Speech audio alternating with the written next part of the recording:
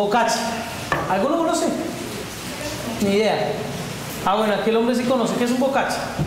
Bocachi es una preparación de un abono que se deja, digamos, madurar, no sé si es la palabra correcta, de recoger varios elementos del bosque.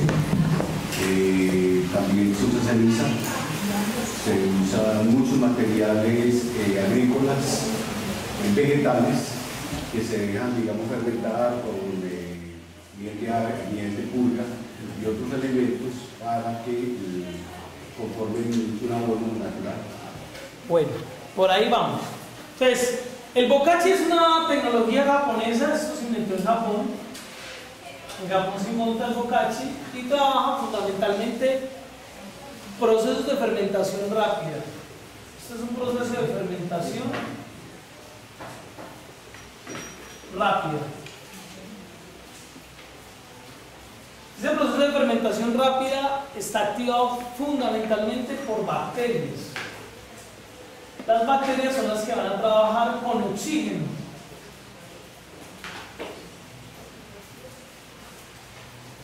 Que tiene por característica esa fermentación rápida a partir de las bacterias que trabajan con oxígeno, suben temperatura. Entonces trabajamos con temperaturas que al inicio del proceso pueden llegar a los 70 grados centígrados. Cuando activamos el material, vamos a llegar a los 70 grados centígrados y ahí van a morir patógenos que son propios de pHs ácidos y propios de materiales en pudrición, tipo salmonelas, ¿sí? Y materiales que sobre todo generan gas metano. La idea de estos tipos de abonos es que tengamos una relación adecuada de carbono-nitrógeno. Ya habíamos hablado de esa relación, ¿cierto? ¿O no? ¿O me lo soñé? Lo dije en otro lado. ¿Cuál era? Ah, sí, sí lo dijimos. ¿Cuál es la relación adecuada de carbono-nitrógeno?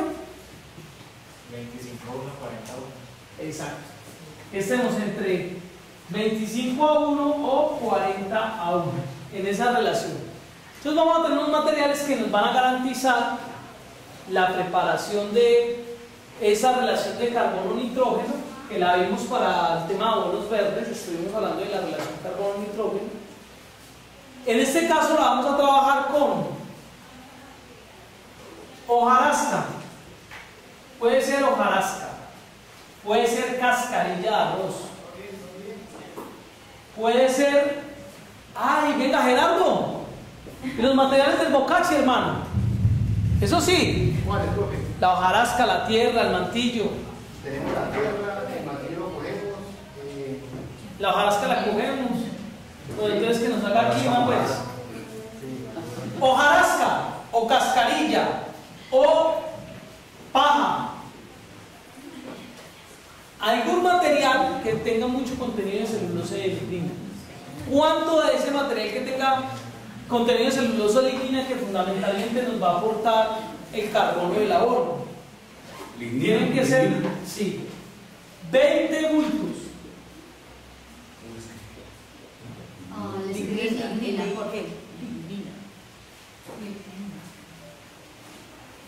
Celulosa o lignina. 20 bultos, que tengamos 20 bultos de hojarasca, una fuente de celulosa, una fuente de lignina.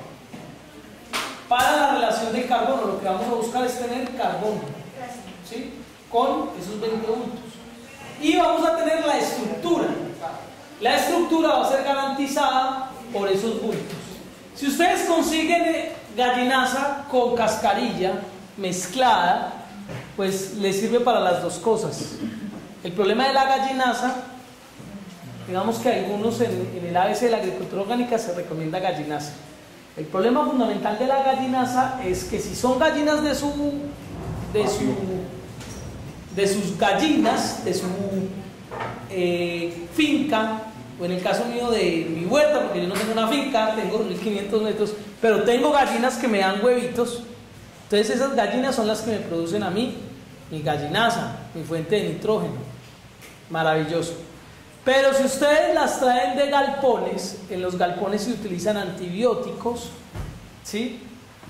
Y no se recomienda, por los antibióticos que tiene esa gallinaza, no se recomienda que traigan gallinazas de esas zonas de galpón. Meto la pata. Meta la pata, Guillermo.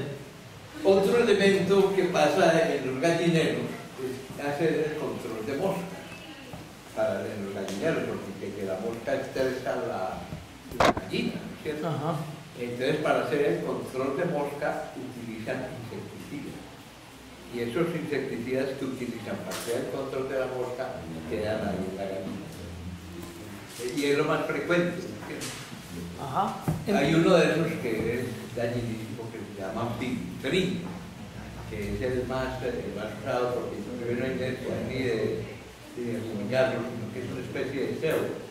Se pone un cebo amarguito que se pone por ahí en rinconcitos y entonces supuestamente eso controla la mosca y entonces las gallinas no se es un veneno como un. Entonces, bueno, tenemos los problemas del sistema tradicional que les dan antibióticos y les dan, en el caso como cuenta Guillermo, tenemos insecticida que contamina el material. Y hay muy malas experiencias, digamos, con gallinazas, dependiendo del proceso de maduración, son camas que además las dejan 3 años, dejan el material. Una es el tipo, si es de gallina, otra cosa si es de pollo. El de pollo sale mucho más rápido, el de gallina ya tiene cierto proceso de compostación porque tiene mucho tiempo ahí. La gallina dura como 2 años y medio para que saquen ese material, mientras que los pollos los están sacando mucho más rápido, en menos de 2 meses, dependiendo del tipo de sistema, pero por lo general en 2 meses están cambiando la pollinaza. Entonces la gallinaza es más cara que la pollinaza. Pero ambos materiales no es que sean ideales para estos procesos. Si no tenemos otra opción, pues voy a la gallina, pero ojalá consigamos otros tipos de estiércol. Eso es lo que hacen para la siembra de papas. Para casi todo utilizan gallinas.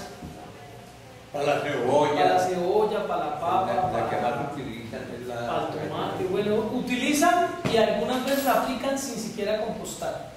Acá estamos haciendo un bocache. Ya en un bocache va a sufrir un proceso de transformación. Pero lo que sean metales pesados, nosotros no los vamos a poder corregir de ese material. Eso va a quedar ahí. Por eso lo ideal es no utilizar ese material. Si no queda de otra, pues lo usamos, pero ojalá consigamos otras fuentes. ¿Sí? Puede ser, entonces, la cascarilla, la paja o la hojarasca. Llegamos a la gallinaza por el tema de la cascarilla de arroz, ¿cierto? Si en mi finca tengo guadua, utilizo la hoja de guadua. ¿Sí? Si en mi finca tengo hojarasca en cantidad, utilizo la hojarasca. Si tengo un pasto, aquí mando a podar mi amigo Gerardo, entonces utilizo la paja que sale de ese pasto, ¿cierto? Entonces, todos los materiales que tengan buen contenido de carbono a partir de la celulosa o la lignina son aprovechables para poder hacer nuestro bocache. En el bocache trabajamos con materiales secos. Esta es otra característica que nos va a diferenciar el bocache y el compost. Acá los materiales son secos. Han tenido un proceso previo. Eso es lo ideal. Yo trabajé con bovinaza seca, con gallinaza seca, con de cabra seca, ¿sí? Me sirve la de cabra, me sirve el del cuy, me sirve el de la gallina, me sirve el del cerdo, me sirven todos. El del cerdo tampoco es que a mí me guste mucho, pero si eso es lo que tengo en la finca, pues trabajo con eso porque es lo que hay. Aquí hay alguien que tiene, no vino hoy, que tiene cerdos. Entonces esos cerdos, ese material se hace un secado y se puede trabajar. Bueno, entonces tengo los 20 bultos de hojarasca, 20 bultos de estiércol.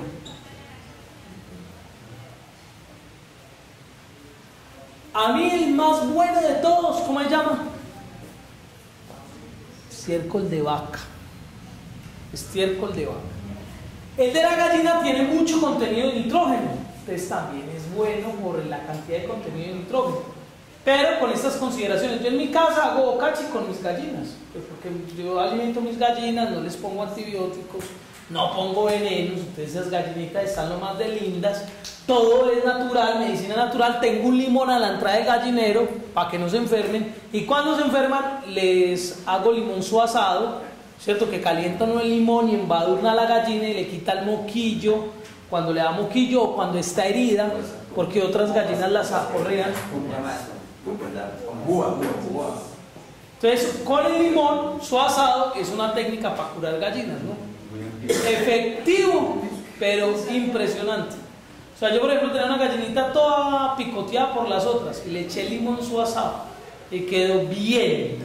Pero la sinvergüenza, como las otras ya la cascaban, se me volaba de gallinero y me comía la hueá. Me tocó sacrificarla.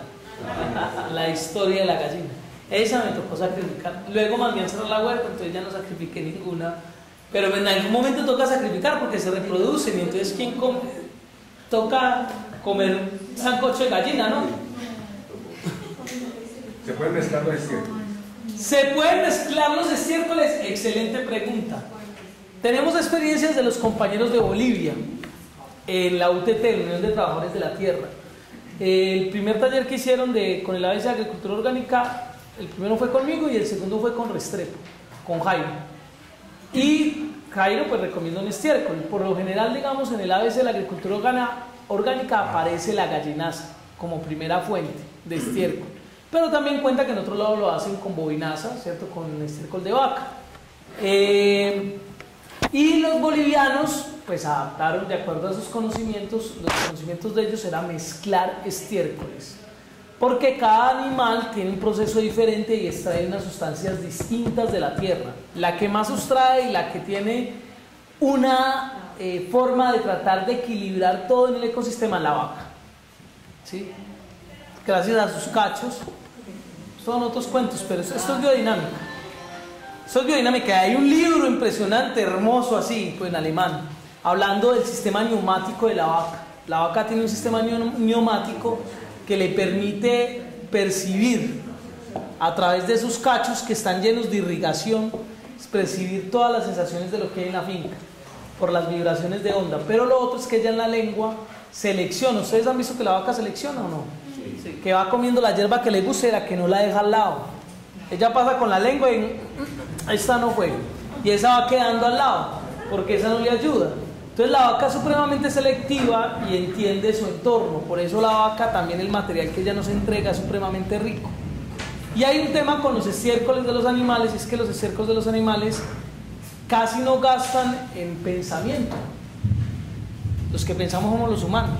Entonces nosotros, por ejemplo, la humanaza en ese concepto no es muy buena, porque nosotros extraemos casi todo del alimento, las fuerzas vitales del alimento, mientras que la vaca nos deja esas fuerzas vitales en el estiércol. Entonces, por eso la vaca es la mejor. Esto es biodinámica. Pero volviendo a la tradicional, a la agroecología, la vaca nos entrega sobre todo, además, microorganismos, ¿cierto? Por los 4 estómagos. Entonces esa es la diferencia con los otros animales domesticados, porque si tenemos búfalo, pues también tiene 4 estómagos, ¿cierto? El búfalo tiene 4 estómagos. Si tenemos llama, pues tiene 4 estómagos. Pues ninguno de nosotros creo que tenga acceso a la llama, ¿cierto? O la alpaca, tampoco ninguno de nosotros. O el camello menos, ¿no? Están lejos los animales. Entonces la vaca. Bueno, los bolivianos mezclaron el de vaca, el de cabra, el de conejo, el de gallina, y entonces sale un excelente bocachi. Entonces se puede combinar todos los estiércoles, solo es haciéndoles un presecado para que estén al punto, digamos, ideal para hacer el bocachi. En algunos casos el estiércol está húmedo y no tengo tiempo, bueno, lo hago con ese estiércol húmedo, ¿sí? Pero si tengo el tiempo, le hago un presecado al estiércol. Por ejemplo, en el tema del cerdo sí es fundamental, porque el cerdo hay que trabajar muy bien el material del cerdo, que a través del bocachi o a través de la lombricultura, más que a través de un compost, por ejemplo, o a menos de que sea un compost lento. Entonces tengo 20 bultos de hojarasca o cascarilla o hojas de guadua, lo que tengan a mano, 20 bultos de estiércol, 20 bultos de tierra. Profe, perdón. Ajá. ¿Cómo nos va a quedar el bocachi a nosotros? Muy bien, no tenemos problemas, sí. Trabajamos con el de caballo. ¿De qué color los caballos? Sí. Si no tengo de vaca, con el que tenga, con el estiércol que tenga, con ese trabajo. Bueno, para el bocachi, no para los violes. Para el bocachi, para el viol sí o sí es vaca. Para el bocachi, la fuente de estiércol que tenga en la finca. ¿Listo? La tierra ¿qué nos va a aportar? Nos va a aportar microorganismos, tiene que ser tierra negra, y va a equilibrar esa relación carbono-nitrógeno. Entonces trabajo con los 20 bultos de tierra. Esa tierra la vamos a sacar de aquí, 20 bultos de tierra de aquí, 20 bultos de tierra negra, que nos sirven para aportarle los microorganismos y la estructura del lugar. Vamos a aportarle, además de los 20 bultos de tierra, vamos a aportarle un bulto de mantillo de bosque. Este es para que nos aporten los microorganismos.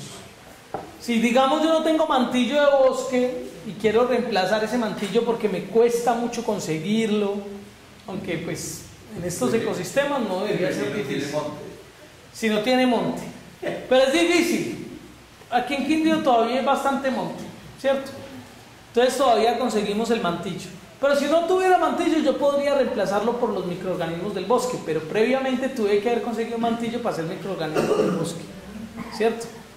Entonces, es un reemplazo del uno por lo otro, porque lo que nos aporta el mantillo fundamentalmente es microorganismos del lugar, ¿sí? Mantillo de bosque. Se le pone, si es un bulto, 4 bultos, hasta cantidad. Un bulto de mogolla o salvado, de maíz o de trigo. En la agricultura orgánica ya certificada se nos arma aquí un problema con la mogolla, ¿no? ¿Por qué? Porque tiene que ser de un producto orgánico, y el maíz orgánico, a menos de que uno, pues no hay quien haga maíz orgánico en Colombia. Hay maíz orgánico en las fincas de los campesinos, pero nadie que lo industrialice. No hay nadie que industrialice el maíz, entonces no tenemos buena propuesta. Se puede montar de una empresita industrial de maíz orgánico, ¿cierto? Mercados alternativos para que sea rentable, porque el maíz es antieconómico en relación con el maíz que llega a los Estados Unidos. Eso es antieconómico. Por eso no hay, porque no tenemos cómo competir con los Estados Unidos y con Canadá. Y no vamos a tener cómo competir mientras ellos tengan subsidios. Y no vamos a tener cómo competir mientras ellos tengan seguros y nosotros no.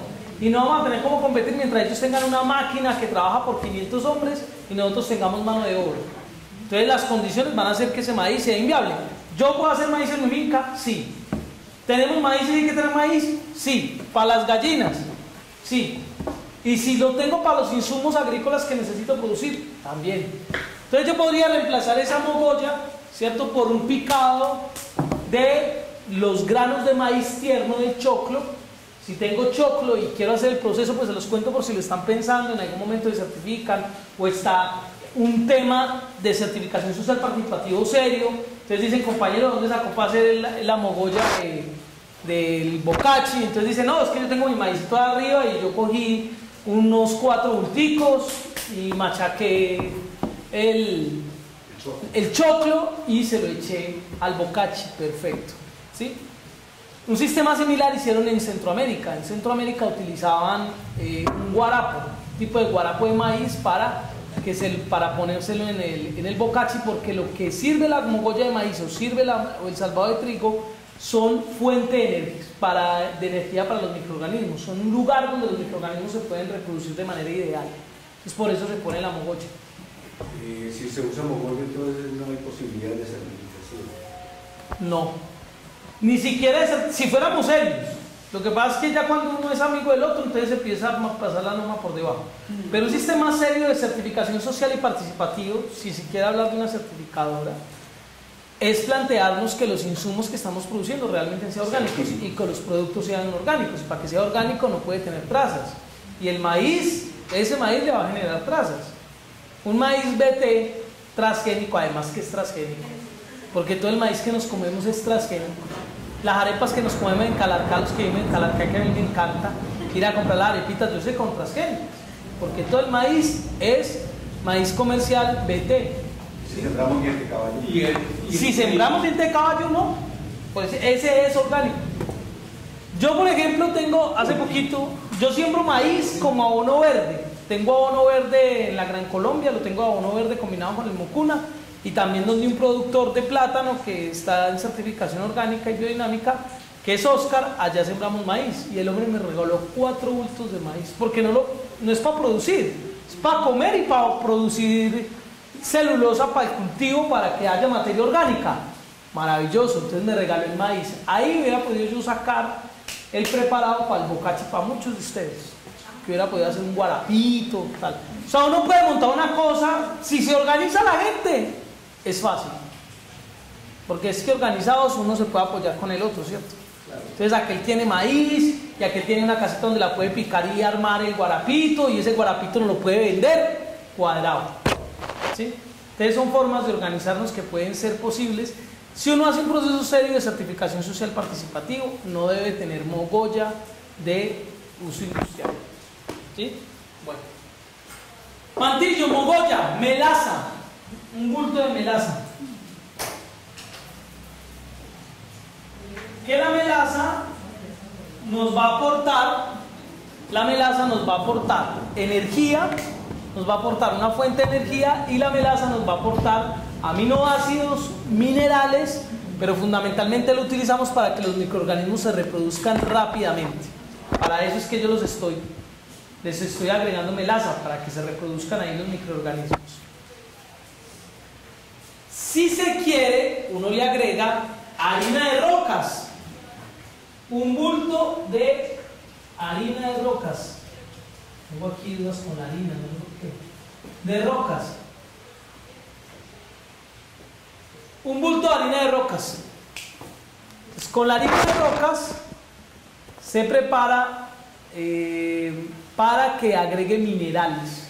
Si no tenemos harina de rocas, que es muy fácil conseguir, ¿saben dónde la consiguen? En la cantera donde están partiendo. Las canteras donde parten roca para construcción. Allá sobran un poco de polvos. Entonces uno va y le dice, véndame un bultico de eso. Y se lo venden a 5.000 pesos si no son bien baratos. Si son un paisa bien bravo, atravesado, pues sí lo pueden engañar. Le dice, no. ¿Harina de rocas? No, yo le voy a cobrar esos 50.000. No, ¿verdad? Eso se consigue en 5.000 pesos. No, porque es que así pasa, no falta el vivo. Entonces usted tiene que ir bien humilde. No, eso es una bobada, eso yo necesito eso no es tan importante, toca decirle al hombre. Entonces la harina de rocas sirve como fuente mineral. Es una fuente mineral que vamos a aportarle minerales. Le podríamos hacer un estudio, y eso haría, digamos, parte de un protocolo si lo queremos tecnificar un poco y la universidad quiere participar en el proceso. Podríamos hacer un estudio en el cual uno haga un análisis de qué tiene esas rocas, ¿cierto? Por un análisis de absorción atómica aquí en el laboratorio. Y luego en el bocachi uno podría ver los minerales que existen, para si ya uno quiere comercializar, por ejemplo, y decir, o quiero hacer un proceso donde yo sé que le estoy poniendo a mi cultivo, entonces sé qué minerales tengo en esa harina de rocas. Pero en la agricultura, digamos, un poco más campesina, se utiliza la harina de rocas como una fuente mineral. También había un señor que nos contó una experiencia, acuérdense cuando hicimos el conversatorio, de pronto algunos que estuvieron en el conversatorio inicial, de agriculturas alternativas, hubo una experiencia de agricultura orgánica y el hombre nos contó que utilizaba para su compost, no para el bocachi, pero se puede también para el bocachi, harinas de... ¿Llegó el carro, no? Sí, que baje donde. Que baje allá. Y nosotros ya vamos, terminamos acá el cuento y ya por lo menos está fácil los violas. Y la lluvia como que nos está ayudando. No, ya como que va a descampar. Bueno. Entonces la harina de rocas se saca de las canteras, y este hombre la sacaba también del río, ¿cierto? Del río uno podría sacar algunos materiales que quedan sedimentados. Los sedimentos en el río, porque en última son minerales que ha ido lavando el agua. Entonces ahí vamos a tener una gran cantidad de minerales que yo le puedo aportar, por ejemplo, al bocachi. Es una fuente. Lo otro es que yo por ejemplo, para cuando no tengo harina de rocas, le pongo 5 kilos de azufre, para agregar azufre, que es uno de los elementos principales. Azufre. Para reemplazar la harina de rocas. Cuando no tengo harina de roca le pongo 5 kilos de azufre y le pongo 20 kilos de cal. La cal tiene que ser cal viva o cal apagada, no puede ser carbonato de calcio. Esto es 5 de 5 kilos de azufre y 20 kilos de cal. 20 kilos de cal y 5 kilos de azufre. Cal es cal agrícola. Cal es cal viva o cal apagada, no la cal agrícola. Cal viva o cal apagada. Por el tema de la relación que tiene en su proceso de liberación. No, es que hay, pues, nosotros que no somos del área de biología ni nada, nosotros tenemos una confusión con las cal. Sí. Cal dolomita, cal agrícola. Sí. La cal dolomita es la misma. Y cal esta otra. Cal apagada. La cal apagada es hidróxido de calcio, que es la que se utiliza para pintar. Esa es la cal apagada. La cal viva es sin el hidróxido de calcio, es decir, sin hidrógeno, y esa se puede utilizar para los procesos de reacción química que sean rápidos. Y la otra es la cal agrícola, que esa no reacciona casi, entonces esa no la utilizo ni para hacer el sulfocálcico, ni para hacer el bordelés, ni para hacer este proceso de bocachi. Pero esa agrícola es la que utilizan para darle basicidad al suelo.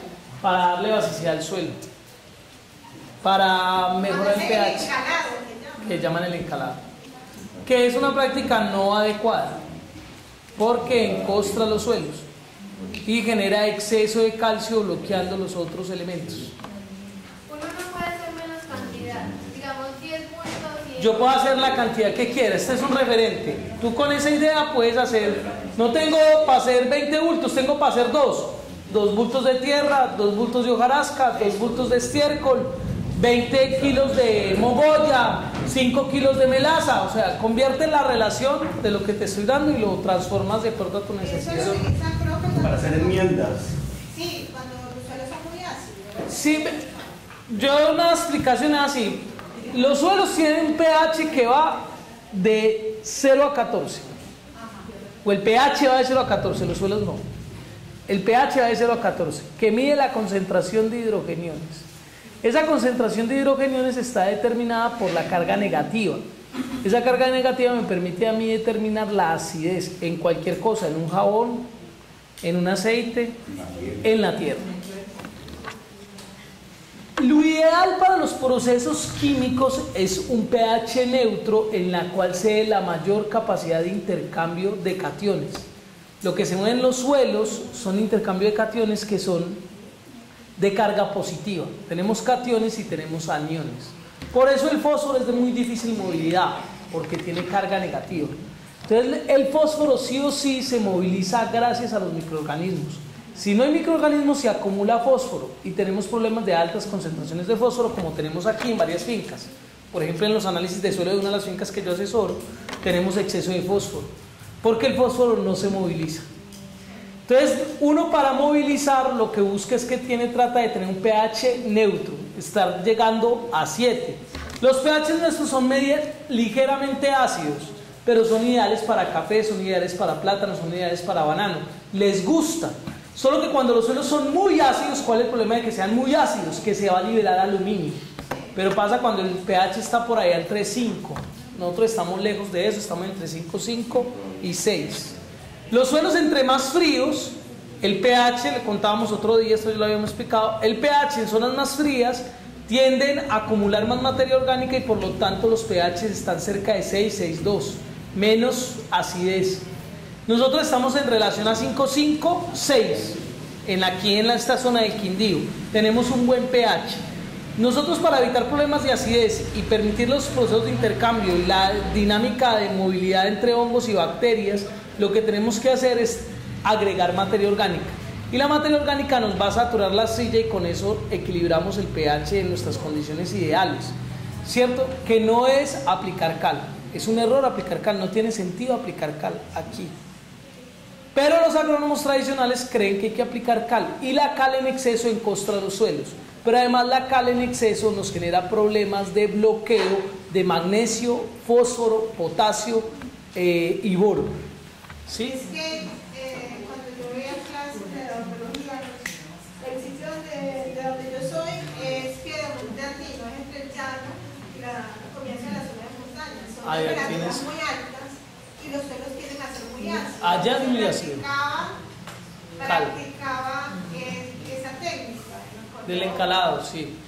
En los llanos orientales, a diferencia nuestro, es el único, pues es una de las regiones de Colombia donde tenemos ya un pH muy ácido, está en 3.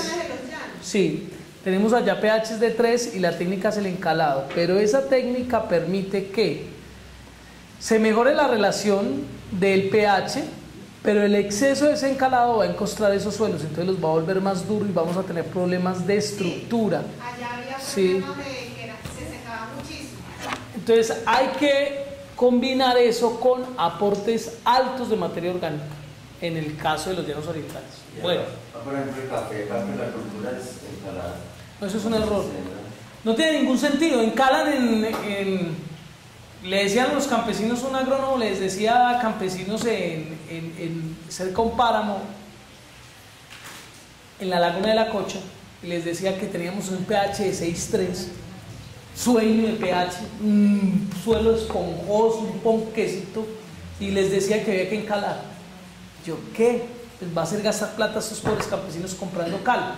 Y fui con un pHímetro, me fui por todos esos suelos para mostrarle a los campesinos que ese pH estaba en 6,2, 6,3 para evitar ese encalado. Pero son convencidos esos agrónomos. Nosotros hacíamos La ignorancia es una cosa brava. Hacíamos lo contrario del comité. Es lo que se aprende. Yo también no soy ingeniero agrónomo, pero mi carrera es paralela a los ingenieros agrónomos. Y mi clase con ingeniero agrónomo, y me acuerdo que el profe nos decía sobre el encalado un cuento distinto. Sí. Claro, y saben que preguntes. Todo esto pues obviamente está fundamentado en experiencias y en estudios. Yo fundamentalmente me paro en Ana Primavesi, que digamos es la que más conoce el tema de suelos tropicales. Pero sí ocurre el fenómeno que usted está explicando, pues los suelos se secan. Sí, se ponen sin costa. Sí, en costa. Listo. Bueno, volvamos aquí a nuestro bocache. Entonces le ponemos un poco de azufre y de cal, no para encalar, sino la cal es como un mineral. Le estamos aportando la cal, que la cal es uno de los minerales que más utiliza la planta. ¿Para qué lo utiliza? Para su tejido vegetal. La planta lo necesita en las células y los utiliza para los frutos, para las hojas, para el tallo y para el crecimiento de las raíces. Entonces ponemos azufre y ponemos cal. Y van a aparecer otros minerales menores dependiendo de la fuente de plantas que yo utilice. ¿Sí? En esas plantas que yo utilice, si es, por ejemplo, si yo utilizo cascarilla, va a haber mucho sílice. ¿Sí? Y habría que evaluar los otros, que tengo, por ejemplo, en la hoja de guadua, o que tengo, por ejemplo, en la hojarasca. Si tengo una hojarasca de diversos árboles, pues voy a tener mucho tipo de minerales ahí, en esa hojarasca. Entonces, entre más diversos mis fuentes de carbono que estén de distintas especies, pues más minerales diversos de elementos menores voy a tener yo en mi bocache. ¿Sí? Profe, ¿y el acerrín de madera? Acerrín de madera. Puedo utilizar acerrín siempre y cuando ese acerrín de madera no venga de ser tratado con venenos. La madera, ustedes saben que le aplican venenos para protegerla, ¿cierto? Entonces le echan un veneno a la madera que para liberarla de ataque de insectos o fundamentalmente de insectos. Pero entonces esa madera tratada ya no sirve. Si es el acerrín de un árbol que yo corté en la casa con la guadaña, eso quedó, o diré con la motosierra, quedó el acerrín ahí, ese acerrín lo puedo utilizar. ¿Sí? Todo lo que venga de productos más naturales lo puedo utilizar, ¿cierto? Cualquier acerrín. Menos eucalipto, buena pregunta, menos eucalipto. El eucalipto y las coníferas, el pino, tienen problemas porque tienen unas resinas que son, generan procesos que no permiten la germinación de las semillas, inhiben la germinación de las semillas, las resinas que ellas producen, que de manera natural es su forma de generar competencia. Hágale que para que no es mejor la vida, se llaman fitos. Ajá. Entonces, el eucalipto tiene por ejemplo una que llama el eucaliptol, que no es sino que ustedes hagan el ensayo de tratar de separar los huevos de un eucalipto para que vean cómo es eso. No crece es nada. una de las cosas más dramáticas que nosotros desde el concepto de la soberanía alimentaria estamos viviendo en las cuencas de aquí, de aquí a Pereira, de Calento y todo. Todos esos pueblos están quedando totalmente sin la posibilidad de volver a usarlos, ya no se tienen. Sí, porque ya han sacado ya 3 cosechas de eucalipto y van a, pues bueno, Calento ya lo acabaron, ahora van a arrancar con Finlandia y después con Turquía. Esperemos que no. Vamos a pegar una hora para que no pase eso. Pero la realidad es que el tema del eucalipto y el pino tienen una alta capacidad de competencia, o sea, su proceso adaptativo, su proceso natural de adaptación, que ellos crecieron en condiciones muy inhóspitas. Ellos crecen naturalmente en los bosques del Canadá, en condiciones sobre hielo. Entonces, en esas condiciones, pues ellos lograron colonizar, y su colonización era eliminando las plantas aledañas. En ese ecosistema es fundamental el eucalipto y el pino, pero en ese ecosistema es un perjuicio. Entonces no podemos utilizar eso, que sí puede haber mucho acerrín por ahí, porque lastimosamente hay mucho pino. Entonces esos elementos no son adecuados para poder preparar el bocache. ¿Listo? Profe, y algo adicional. La descomposición de esas resinas o de ese material celulósico impregnado de resina, pues es muchísimo más lento. Y también genera lixiviados que son muy ácidos. Entonces el material que se está aportando acidifica el suelo, acidifica el abono en general y daña los procesos que hay. Porque ustedes saben que en condiciones de acidez no se producen ni ácidos húmicos, sino que se producen ácidos fúlbicos, que explicábamos la vez pasada, y por lo tanto tampoco ayuda ni aporta agregados al suelo. En últimas, este abono también nos va a aportar agregados. Faltan los 4 bultos de cisco de carbón. Cisco de carbón. ¿Qué es cisco de carbón? No. La ceniza, ripio de carbón. El ripio de carbón, o sea, el carbón molido. Carbón molido. Como el carbón es caro y se ha vuelto caro, y va a ser más caro por el tema que tenemos ambiental, en relación a que hoy el carbón está prohibido de bosques naturales. Hay carboneras cultivadas con certificación y permisos, son muy poquitas. La mayoría de las arepas asadas que nos comemos vienen de carbón que está tumbando bosque, ¿sí? Para ser conscientes. Vamos a ser conscientes. Hacemos un aporte porque todos aquí comemos arepa y pollo asado, ¿cierto? Yo casi no, pero el pollo asado, la mayoría es con carbón de bosque, no es con carbón cultivado. Y ahí hay un trabajo gigantesco que hacer, porque no es desaparecer el carbonero, sino generarle una alternativa al carbonero. La mayoría de la gente que hace carbón en Colombia es gente de sectores muy pobres. No conozco tanto la realidad aquí en Quindío. Viví mucho la de Nariño, con productores de carbón de bosques nativos de altura, bosque altoandino, que se demoran para crecer cantidades y sacaban el árbol más grande, porque es que ese era el bueno. Ese era el bueno para hacer carbón, y es verdad, era el mejor para hacer carbón. Pues el problema, ¿cuál es? Que estamos generando un impacto gigantesco. Entonces, el carbón tiene sus problemas. En este caso, ojalá consigamos carbón de carboneras que tengan el permiso. O en mi finca de café, carbón de café, maravilloso. Carbón de café de los cortes que yo tenga en la finca, de los árboles que yo tenga. Mejor sacar ese carbón de ahí. El carbón debe estar molido, debe ser carbón molido. Por eso se compra el ripio de carbón, que es primero lo más barato, ¿sí? Y no hay que molerlo. Si yo no consigo eso y lo tengo que moler, pues lo muelo. Pero lo ideal es que consiga el ripio de carbón, que vale muy poquito.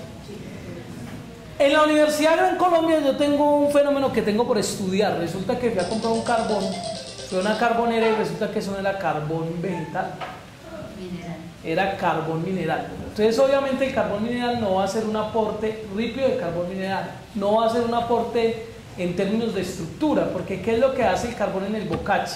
Aporta la estructura, retiene humedad y funciona como una esponja.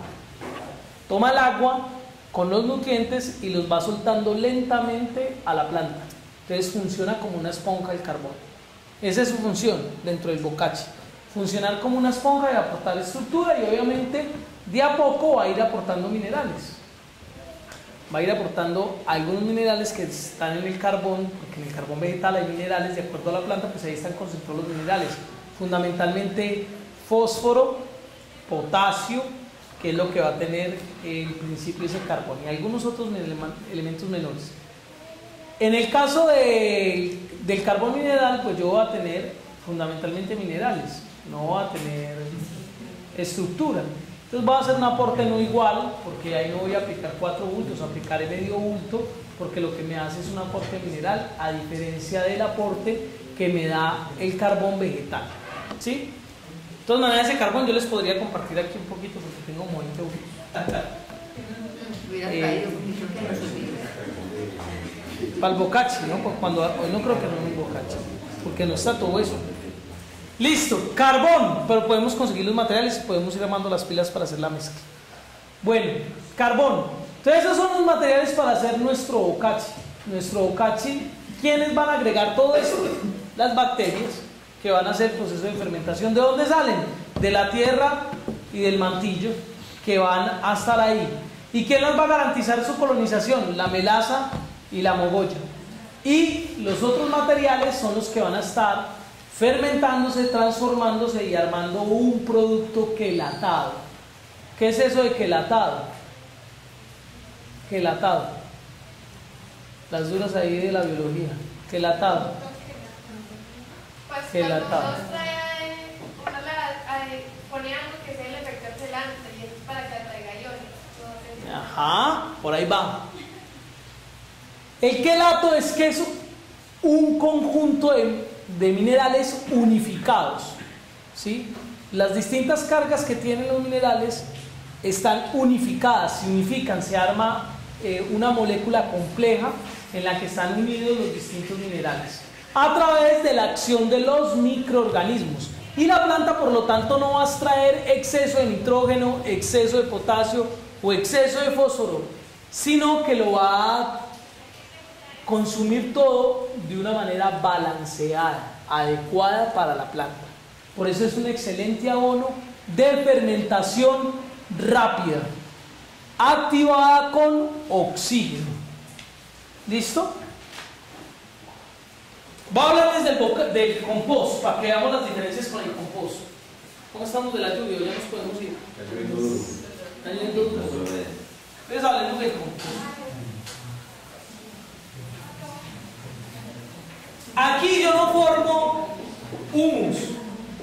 Aquí yo puedo formar, con el paso del tiempo, ácidos polibriónicos que me funcionan como agregantes a través de la transformación de las bacterias citófagas que van a comer, o esporocitófagas que van a comer la celulosa y van a unir las partículas del suelo o los coloides del suelo a través de la paja, a través del aporte de paja, pero no se arman ácidos húmicos, no hay proceso de humificación. Distinto a un compost de transformación lenta. Hay tipos de compost. Hay compost de muy buena calidad, hay compost de pésimos compost. Dependiendo del tipo de compost, quién arma el compost, cómo arma el compost y la tecnología del compost. Entonces el compost, a diferencia del bocachi, es un proceso de fermentación, pero con materiales frescos, materiales húmedos. Yo acá trabajo con materiales húmedos. Pero si de pronto por ahí en la finca había un poquito de estiércol seco, pues también y quiero armar un compost, también se lo puedo echar. Eso no es que sea pues una camisa de fuerza. Pero el principio es que se trabaja con materiales frescos en el compost. En el compost, dependiendo lo que yo quiera, si yo quiero un compost lento, ese compost va a trabajar con oxígeno. El oxígeno resulta determinante. ¿Por qué? ¿Por qué el oxígeno es determinante en el compost y en el bocachi? ¿Qué es lo que hace el oxígeno en nosotros? oxida, activa las bacterias, pero ¿qué hace nosotros el oxígeno cuando entra por el torrente sanguíneo? ¿A dónde va? A los mitocondrios. Ajá. Para hacer ATP. Ajá. La mamá de la célula, para que no se nos olvide y los que de pronto no sabemos de esto, aprendamos. La célula tiene un padre y tiene una madre. Tiene el yin y tiene el yang. Como el papá es el yang, la mamá es el yin. ¿Sí? Sabíamos eso, ¿no? Lo femenino es el yin, lo masculino es el yang. El cielo es el yang y la tierra es el yin. ¿Sí? Esto es medicina china. La medicina china ve la célula, pues yo ya lo sabía, pero la medicina china después me lo contó a través de mi esposa, que es médica. La medicina china ve la célula, la energía masculina y ve la energía femenina. La energía masculina está en el núcleo, que es el que determina las funciones. Pero la energía más femenina es la mitocondria, donde está la información de nuestras madres. Todos nosotros tenemos cargadas a nuestras abuelas en nuestras células sin combinarse con los padres, porque está el ADN mitocondrial donde está solo la información de las abuelas. Yo creo que la naturaleza fue sabia y por ahí nos dejó ahí las abuelas. Ahí está, A ver si curamos. Ahí está porque tenemos toda la información del ADN de las madres. El ADN de las madres. Ahí. ¿Qué hace la mitocondria? La mitocondria define cuándo muere la célula y define o produce la energía, la molécula de la energía. Sin oxígeno no hay energía. Y la molécula de la energía es el adenosintrifosfato, que necesita fósforo, pero necesita oxígeno para que se active. Cuando nosotros corremos necesitamos más oxígeno. Entonces empezamos, ¿cierto?, a respirar más rápido. Si tengo buen estado físico, pues menos, porque bombeo más lento. Pero si tengo pésimo estado físico, a buscar oxígeno como sea para poder producir toda la energía que necesito, ¿cierto? Pues resulta que la energía está regulada por el oxígeno en todos los procesos de la vida. Entonces el oxígeno es el que da energía a las bacterias o a los hongos para que transformen la materia orgánica en este tipo de abonos. Por eso el oxígeno es fundamental. Pero yo puedo hacer que eso funcione lento, puedo hacer que eso funcione rápido, dependiendo de lo que yo quiera. Un compost lento es donde yo pongo en medio del compost, yo hago pilas de compost. Ojalá esas pilas de compost sean grandes, sean largas, tengan por lo menos 10 metros de largo. Compost lento. Estoy hablando de compost lento. Tenga 10 metros de largo y tenga de altura cerca de 1.5 metros, metro y medio, ¿sí?, de altura de compost. Ustedes ven que hay empresas que hacen compost, pues de pronto han visto fotos, composteras largas, ¿cierto?, para vender ese compost. Uno por la facilidad de todo el tema del manejo, pero otro por las condiciones que debe tener el compost. El compost lento tiene en medio, yo le voy a poner una relación proporcional entre el tema del carbono y el nitrógeno, es decir, entre hojarasca y fuentes de estiércol.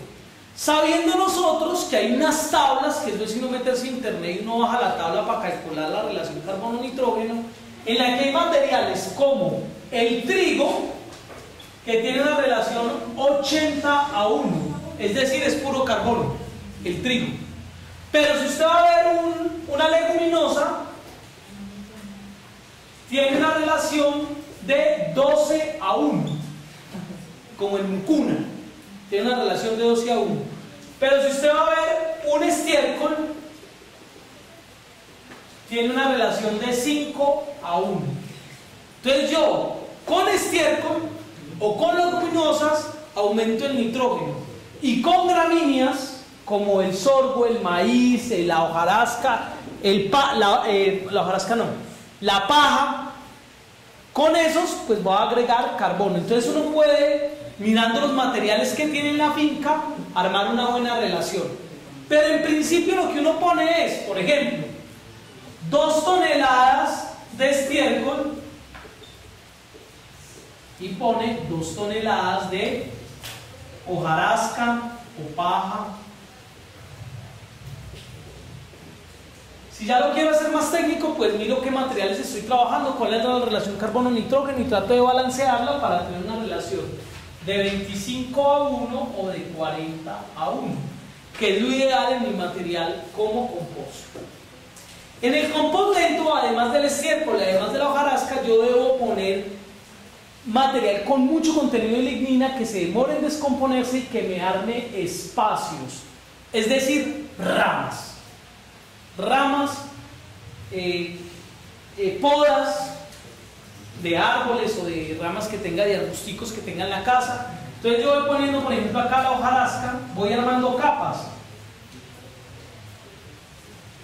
y pongo acá unas ramas.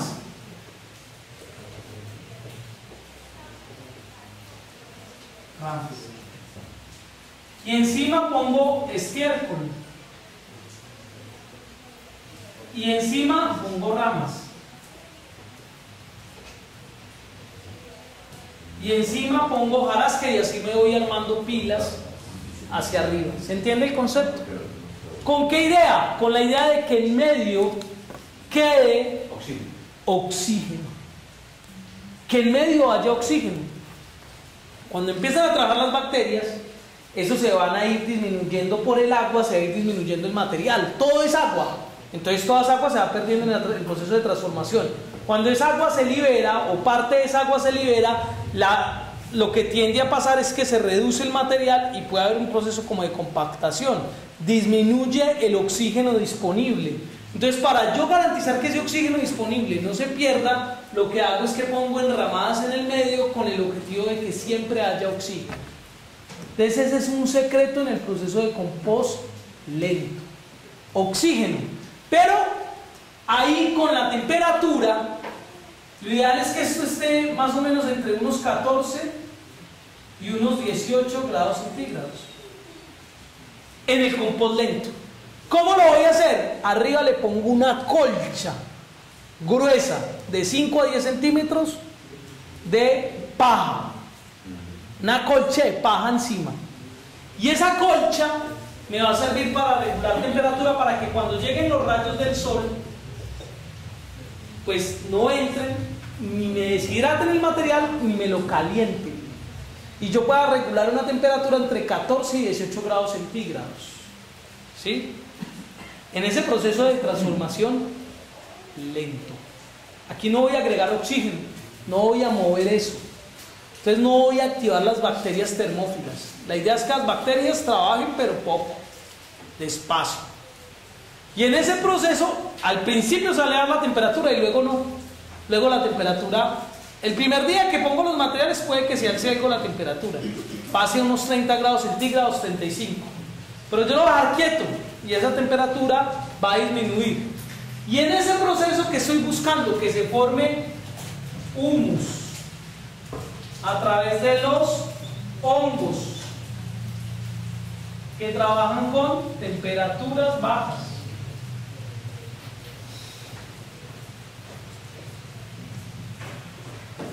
Entonces el secreto es que yo estoy buscando ahí humificación. ¿Cuánto puede durar eso? 4 meses. Es un compost muy propio de la biodinámica. O sea, un compost que ha trabajado gente mucho, que ha hecho biodinámica, busca humificación de ese compost. Y si yo quiero, pues ya le pongo los productos biodinámicos. ¿Les cuento cuáles son? Les cuento el secreto, pues ya otro tema es hacerlo. Ya vamos a hacer otro curso de biodinámica. Y hay que hacer la práctica para hacer estos, porque estos son da más trabajo. Los productos biodinámicos son 5 plantas, 5 preparados, una cesta que se pone al final, 5 preparados que se ponen dentro de este compost, dentro de este tipo de compost. Yo pongo milenrama, pero la milenrama tiene que haber pasado primero por un proceso de entierro durante 6 meses en vejiga de ciervo. Así. Les puedo mostrar unas foticos de una vejiga de ciervo que enterramos hace poquito allí en la física de Oscar Agudelo. Tenemos ya milenrama en vejiga de ciervo. La vejiga viene de España. ¿Ah? 1000 en rama. ¿Cómo así? 1000 en rama. Es muy linda. Una sola frase. 1000 en rama o milfolium, que sería el nombre científico. Parece como un elegito. Milfolium, creo que es PH. Milfolium. Habría que rebuscarlo. Hay alguien que de pronto lo googlee para ver si está bien. 1000 en rama. ¿Qué es una planta? Que fundamentalmente nos va a equilibrar la relación entre potasio y azufre. Potasio y azufre, nos equilibra esa relación, potasio y azufre, la planta milenrama.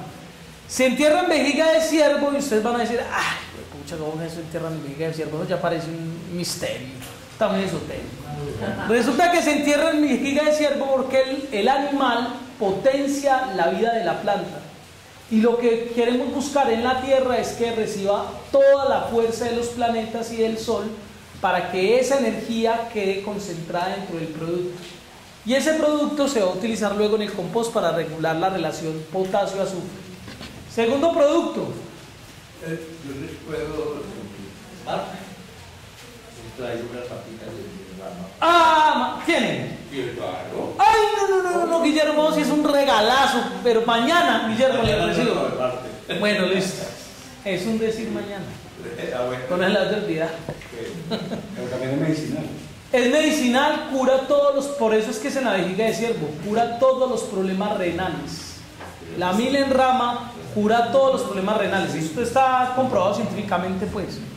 Aquilea milefolium, es que Aquilea milefolium con doble L y con F, no con P. Milefolium con F, sin la PH. Sí, pero Aquilea. Milenfolium. Milefolium, pero ese es el epíteto. El género es Aquilea, Achilea. Ajá, Achilea. Aquilea, Asteracea. Milefolium. Achilea Sí, asteracea. Asteracea. Asteracea. Bueno, sí, es una asterácea de la familia de las compuestas. Milenrama. Entonces la milenrama sirve para curar todos los problemas de la vejiga. Entonces por eso se utiliza la vejiga del ciervo. Bueno, el segundo preparado es manzanilla en intestino delgado de la vaca. Manzanilla en intestino de vaca. 6 meses enterrada. El tercero es la ortiga, Urtica dioica. Tiene que ser la Urtica dioica porque ortigas hay muchas. Urtica dioica. Mejor dicho, no sirve para estos preparados. Ortiga común. Urtica dioica, que es una pequeñita. Pequeñita. La más brava de la torta. La más brava, la que tiene más concentración de productos, de sustancias, digamos, de aceites esenciales, sería la Urtica dioica. La Urtica dioica no necesita ningún animal. No necesita ningún animal. Ella tiene tanto poder que simplemente se mete en un costal de fique y se entierra. Pero la úrtica se entierra 1 año. Y la vejiga de ciervo se entierra 6 meses, pero tiene que estar 6 meses en el aire y 6 meses en la tierra. Se le pone una canasta, una protección. Métanse, digamos, a páginas biodinámicas si alguno queda con la inquietud después. La que sigue es, pero lo vamos a hacer. Y lo vamos a hacer pues, después. Y no, yo ya lo he hecho. Y ya tengo productos si alguien quiere probar otro día. Bueno. La que sigue es corteza de roble en cráneo de vaca. Corteza de roble en cráneo de vaca. Esa corteza de roble se utiliza los robles, antes se utilizaban la corteza de los robles viejos. Hoy se utilizan los robles, se ha probado porque hay empresas, ustedes no lo van a creer, hay empresas que viven de vender estos productos y hacen cantidad. Entonces hay gente que se ha especializado. Hay una empresa francesa Entonces la empresa francesa descubrió que salía mejor el producto si lo sacaban la corteza raspando los roles, los tallitos nuevos. Entonces se raspa y se le quita la corteza con una navaja y se llenan los cráneos de vaca que tienen que enterrarse en una zona pantanosa.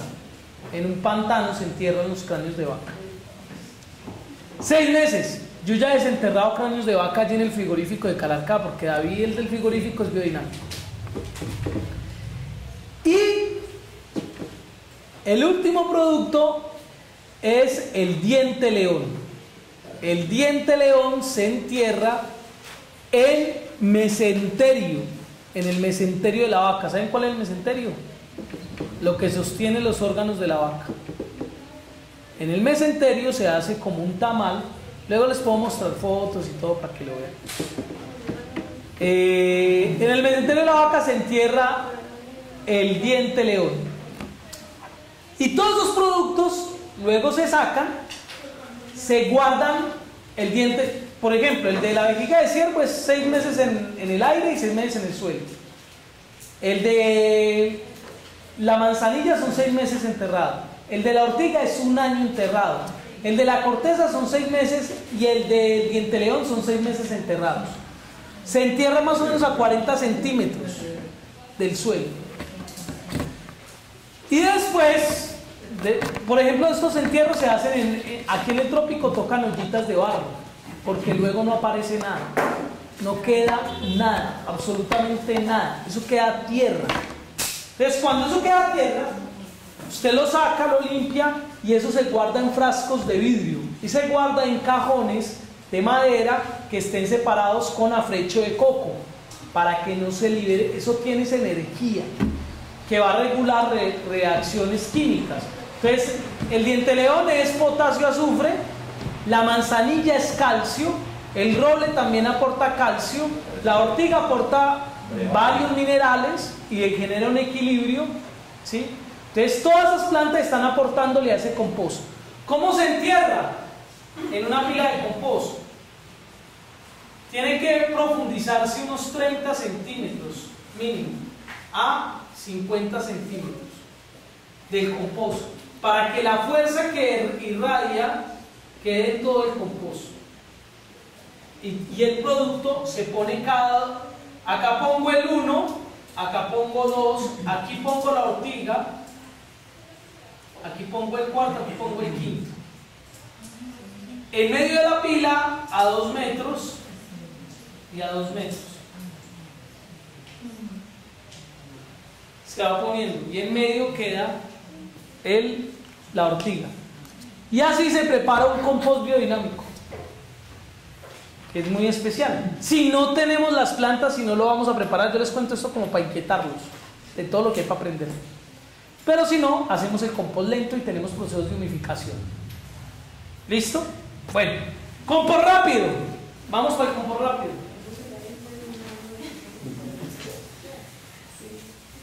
Mucho aquelarre. Mucho aquelarre. Pero cuando esa proceso después del año, que yo lo puedo hacer, ¿no? Sí, el tema es que hay otros productores biodinámicos. Por ejemplo, si alguien hoy quisiera hacerlo, Oscar, el agricultor de plátano, él ya tiene todos los productos. Entonces yo le puedo decir, Oscar, présteme y yo le devuelvo al año.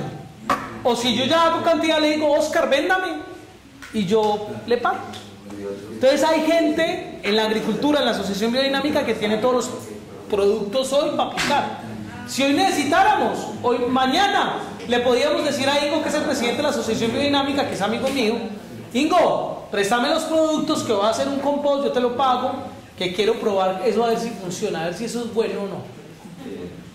De esto hay investigaciones, tesis doctorales. Quien esté inquieto le puedo mandar el PDF, o si todos les mando, creo que ya les mandé, ya les mandé el PDF, ¿cierto? Les mandé un PDF de la agricultura biodinámica, encuentro del 2018 en Wettenau, en Suiza, con unas evaluaciones de tesis doctorales sobre los productos biodinámicos. ¿Sí? Y que hablaban de enterrar también en los cachos de cabello. En los cachos se entierra el estiércol de vaca 6 meses, ese es el 500. Y el sílice, que es machacar el cuarzo, en los cachos de vaca también, se entierra 6 meses. Y esos, el sílice es el producto 501 y el de vaca es el producto 500. Y esos, el sílice solo se aplican 4 gramos por 40 litros por hectárea. Nada. Eso simplemente es como homeopático, eso es para equilibrar. Y el de estiércol de vaca se aplican 50 gramos por 50 litros por hectárea. Nada. O sea, eso es poquitos.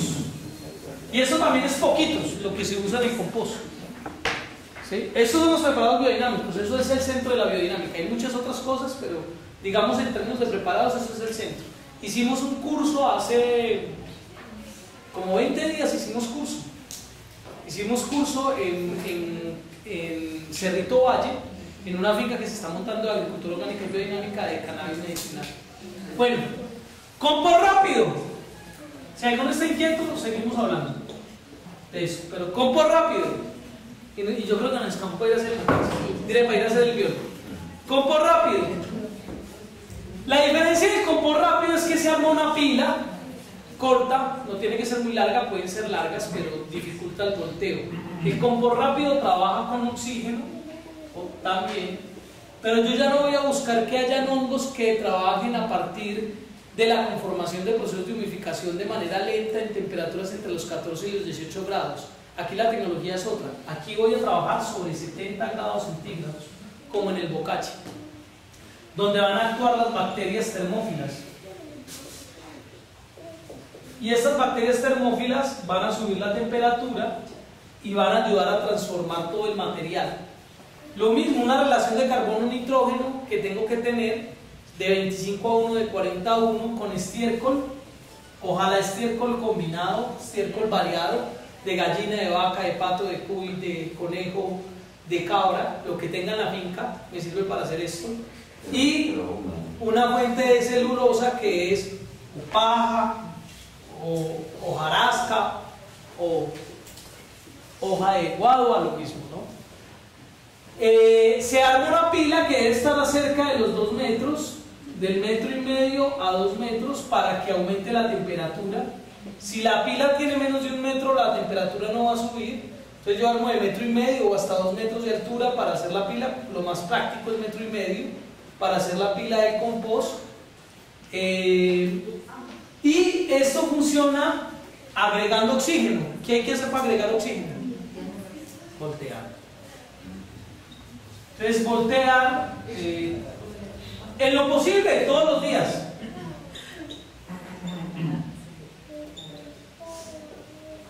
Todos los días hago volteos. En lo posible todos los días hacer volteos para agregar oxígeno. Alguna gente le pone, digamos, algunos compost grandes le ponen una guadua o un tubo al centro para que esté entrando oxígeno de manera permanente, ¿sí? Hay algunos procesos, por ejemplo, industrializados sobre esto. Por ejemplo, en Francia, en Alemania, hay procesos de compost industrializados de oxigenación y activación bacteriana. O sea, quien trabaja aquí son las bacterias que transforman rápidamente el material, pero ese material no va a tener las características de la conformación de humus. Puede conformar algunos ácidos poliurénicos y tiene una estructura agregada dependiendo de los materiales con los que yo trabajo ese compost. Se trabaja con melaza y ceniza. Se trabaja, o sea, como fuente de energía. Yo puedo poner un bulto de melaza. Se trabaja con levaduras. Puedo agregar 1 kilo de levaduras. Si no tengo levaduras, puedo trabajar con lactobacilos. Es decir, ¿dónde lo saco? De la leche o del yogur, lactobacilos. O puedo trabajar con una mezcla entre lactobacilos y levaduras, que yo lo estoy probando en el bocache, también se puede en el compost, que se llama kefir. ¿Conocen el kefir? Kefir. ¿No? Bueno, no. El kefir es un microorganismo, una mezcla entre levadura y lactobacilo. Y ese kefir es una maravilla para tomar un fermentico todos los días en la casa, mejorar los problemas de la panza, equilibrar temas de panza, pero además ese kefir es una fuente de fermentación. Entonces el kefir es una combinación entre lactobacilo y levadura. Yo lo estoy utilizando, lo voy a patentar. Entre kefir, creo que es con con K, ¿cierto? Kefir. Kefir. Yo tengo en la casa, si alguno necesita, le puedo compartir. ¿Qué producto de la lombricultura? Esto es compost. Lombricultura es otra cosa. Listo. ¿Qué nos falta? Melaza, levaduras, lactobacilos. Kefir también se puede utilizar como una fuente de microorganismos, garantizar que haya microorganismos presentes, temperatura, la altura de la pila y los materiales. Listo. Vamos. Transformación rápida, por ejemplo, alguien que sabe mucho de compost es David del Frigo. Hablo de él pues porque lo conozco y lo pueden ir a visitar. Tiene un proceso maravilloso de transformación de aguas residuales, pero una cosa de estudiar y de investigar y de copiar. La gente de biología llega a trabajar con el muchacho para ir a hacer investigación, porque ya tiene montado el modelo y lo que habría que ir a hacer es hacer investigación de los procesos biológicos que están.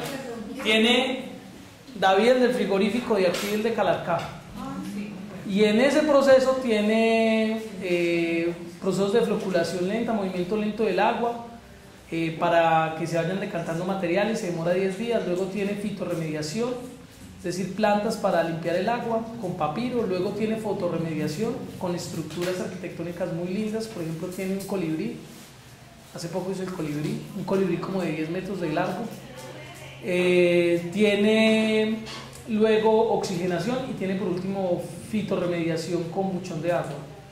Pero él también tiene compost rápidos, tiene un trabajo como miércoles, entonces trabaja compost y trabaja lombricultura. El compost tiene un proceso ya estandarizado para que el compost a punta de estiércol, o sea, es un compost que se trabaja con el estiércol de la vaca, no tiene ningún aporte adicional, digamos de celulosa, algunos materiales con los que vienen pues en los carros de los camiones, eso viene con algunos ciscos o algunos acerrines, entonces transforma eso a través de compost y lo deja en un punto, él agrega oxígeno y tiene un punto para medir la cantidad de bacterias que ayudan a la asimilación del nitrógeno, bacterias nitrificantes, entonces cuando lo tiene en ese punto entrega el material, es un excelente compost. Vale el bulto 8.000 pesos. 8.000. Lo tiene estandarizado. Lo tiene estandarizado por si alguien pues también quiere conocer cuál es el proceso del compostaje. Y nos hemos dado unos debates largos sobre compost con el hombre. Entonces, conocemos ahí la tecnología. Lombricultura. Yo no creo que más es importante. ¿Qué horas? Hay de la humedad. Ah, humedad relativa. Sí, bien, profe. Por eso estoy ahí como revisando. Humedad. Se nos pasó en todos. Todo es con agua. Todo es con agua. El bocachi debe quedar al 60% de humedad. 60% de humedad. Entonces hay que agregarle cerca de a esa cantidad que dijimos preparar, hay que agregarle cerca de 250 a 300 litros de agua para ese bocachi. Compost debe tener una humedad del 60%. Los materiales vienen húmedos, mientras que en el bocachi yo tengo que agregar mucha agua, en el compost no tengo que agregar tanta agua porque los materiales están húmedos, tanto el estiércol como las hojas están húmedas, entonces yo trabajo y le agrego agua, pero no tanta cantidad. Bocachi 60%, compost 60% de humedad. Bocachi 60%. Y un compost también, solo que hay que agregar 250 a 300 litros de agua en el bocachi y en el compost no lo tengo medido, pero hay que agregar agua hasta que llegue a un 60% de humedad. La humedad es un elemento fundamental. Con la prueba de puño. Cuéntenle, Guillermo, la prueba de puño. Hágale. Una prueba muy bonita. La prueba de puño es tomar el material, empuñar y no debe salir sino cuando uno lo exprime una gota delgada de agua, pero así que medio salga. Si sale un chorro está por encima del 60, ¿sí? Y si no se forma una bola, ¿cierto? Si no se logra amoldar, ¿cierto? Todavía está muy seco, entonces hay que agregarle más humedad, ¿sí? Con la prueba de puño es una prueba de campo, yo puedo también tener un medidor de humedad en el caso de la universidad y vamos a estandarizar procesos y vamos a hacer investigación sobre compost y nos hacemos un compost biodinámico a ver qué es todo ese carrito, a ver si es que funciona, eso es puro cuento de Aladino. Listo. Entonces, si vamos a hacer investigación, pues vamos a necesitar utilizar equipos que la universidad tiene. Si no, si vamos a hacer trabajo simplemente en campo, enseñando con los campesinos, hacemos la prueba de puño, que es una prueba que funciona muy bien. Uno de los últimos bocachis que armé en Argentina, un amigo me dijo, uy David, eso te va a quedar muy húmedo.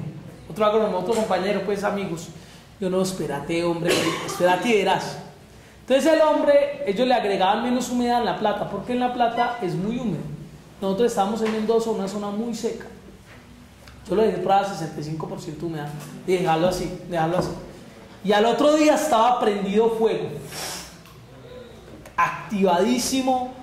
Había colonizado muy bien todas las bacterias, estaban activándose todos los microorganismos, trabajando muy bien, bueno, bacterias, levaduras, actinomicetos, trabajando sobre ese material.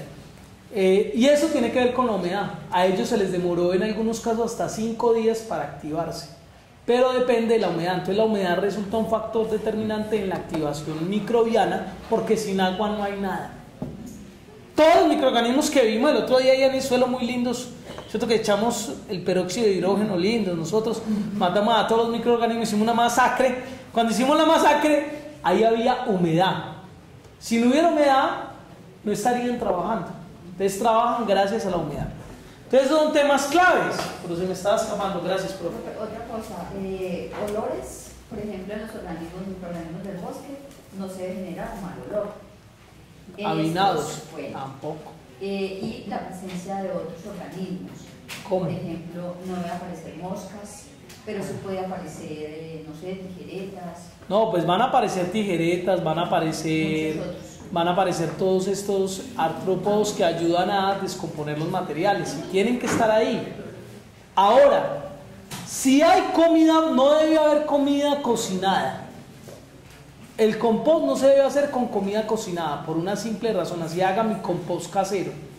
Mi compost casero, que es un pedacito, yo no hago un compost técnico. Un compost casero no es un compost técnico. O sea, eso es un cuento. Uno hace un proceso de transformación muy lento, que no es este proceso donde yo activo bacterias y todo, es otra cosa. En cualquier tipo de compost que yo tenga, no debo tener nunca, debo tener comida cocinada por una razón. Uno, tiene sodio, entonces no es que sea muy bueno el exceso de sodio, pero si es un pitico no tendría problema. Sodio es bueno, la planta necesita sodio. ¿Cuál es el problema más allá del sodio? Que es vector o atrayente de vectores. Sí, más bien, atrayente de vectores que serían ratas, cucarachas, moscas. Entonces no pongan comida cocinada. Frente al tema de la cáscara, que no, que es que yo utilizo cáscara de piña, cáscara de naranja, hágale. Sí, porque dicen que es muy ácido, entonces puede tener problemas. Pero si usted tiene un poquito, si todo va a ser de cáscara de naranja, sí, eso ya está complicado, va a generar acidez a todo el material. Pero 3 cáscaras de naranja que tiene ahí, chele las 3 cáscaras de naranja. Sí, o sea, eso, un pedacito que le ponga de eso no va a ser problema. Lo de los vectores sí. El tema es si trabajo compost con fruta. Yo quiero compostar la fruta podrida que tengo. Hágale con la fruta. ¿Cuál es el problema de la fruta? Atrae mucha mosca. Entonces, si usted no hace bien el proceso para que suba la temperatura rápidamente y transformen esas bacterias toda esa dinámica que hay ahí, va a ser vector para moscas. Entonces, muy importante saber trabajar. Compost con fruta fresca es un compost que hay que tenerle cuidado, que hay que hacerlo muy bien técnicamente para no tener problemas de mosca. ¿Sí? Pulpa de café. Pulpa de café, maravillosa la pulpa para el compost. Y si usted la activa rápidamente, es eleva temperaturas, cambia toda la relación con las moscas.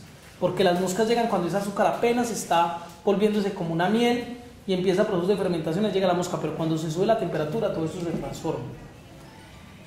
Ahora, lo otro es la lombricultura. Que la lombricultura es una maravilla. A mí me gustaría que eso lo hiciéramos en campo, práctico. Bueno, lombricultura la vamos a trabajar práctica. Y como ya nos escampó, vámonos y hagamos los violes.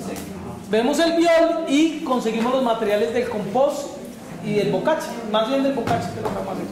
Vámonos a hacer los violes. ¿De quién es que se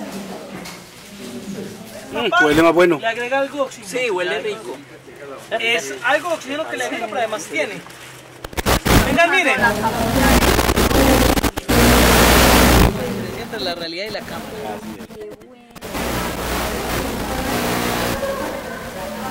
Venga, huelan. Los que no han olido. Vengan a hueler. Venga, huelan los mecanismos. Hay dos opciones. Una es que hacemos Super 4.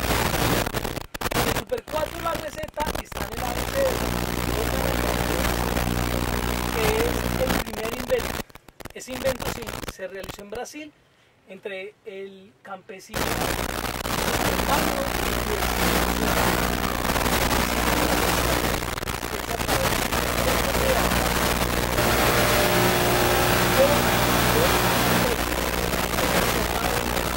Van a ayudar a unir el mineral, a cortar el mineral.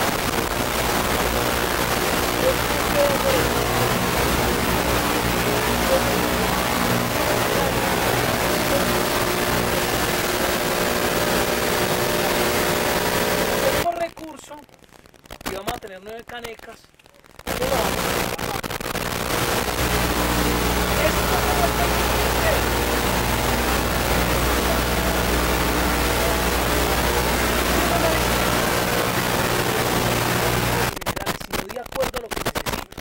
si el mismo le está faltando zinc, si el mismo le está faltando hierro, si el mismo le está faltando magnesio, pongo eso.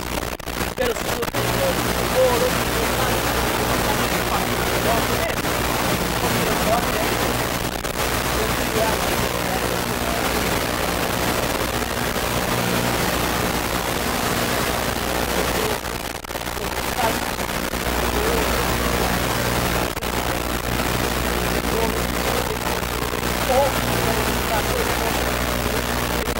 El calcio y otros minerales para evitar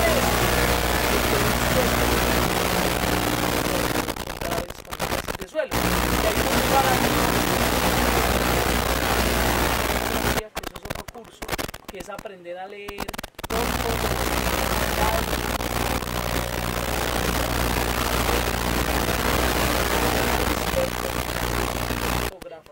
cromatografía, un cromatoma que no es tan simple, pero se puede hacer y hay muchos campesinos que lo hacen en el Cauca, aprendieron con Jairo.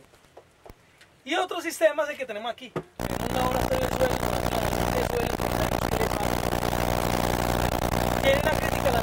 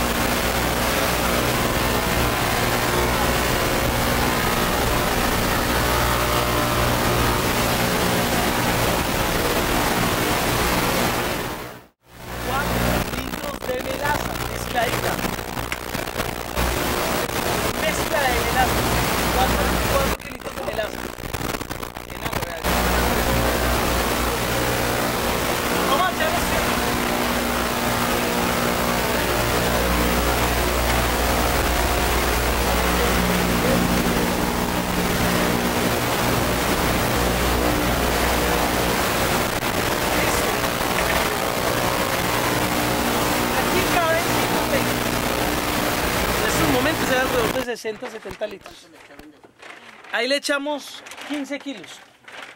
Lo ideal es que sean 50 para 200. Para este necesitamos 30. 30 kilos. Aquí hay que ponerle el doble. Hay que traer.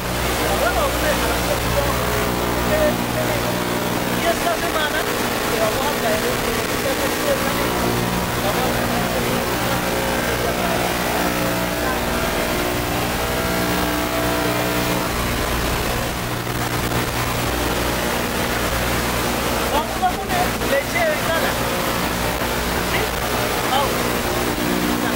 llama la vaca. Ya,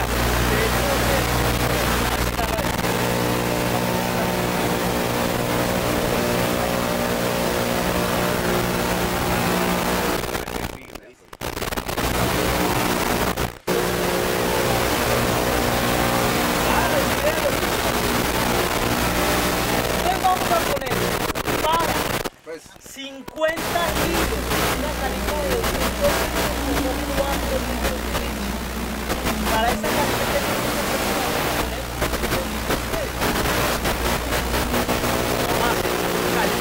no va a ser preciso en este caso. ¿Listo?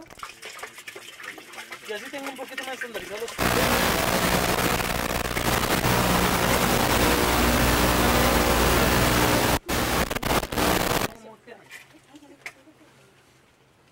Va quedando ya. Entonces ahí se agregaron las bacterias. Ahí agregamos las bacterias. Fuera del estiércol. No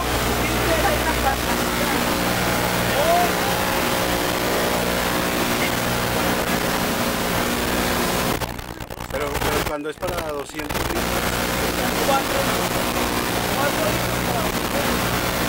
4 kilos de melaza y se echa hasta 180 grados. O sea,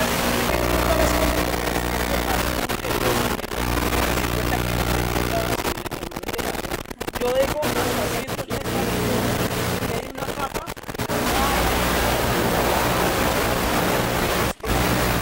y le pongo, aquí le pongo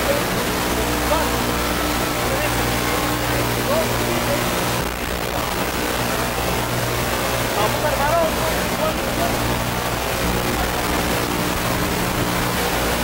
Vamos a armar otro y van a quedar, y aquí le vamos a poner pastecito.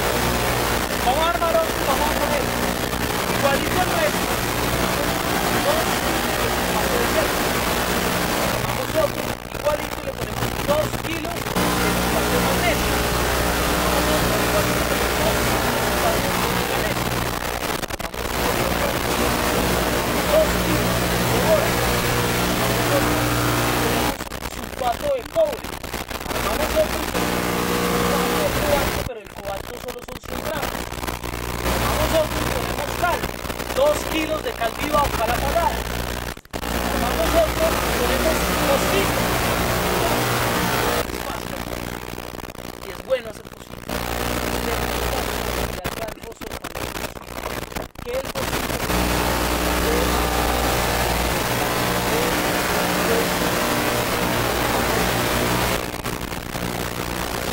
vaca, los huesos, muele los huesos, luego moler los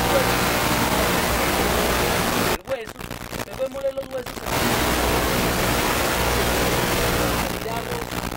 y debajo se pone el hueso, y a la cascarilla se prende por encima, empieza a absorber aire.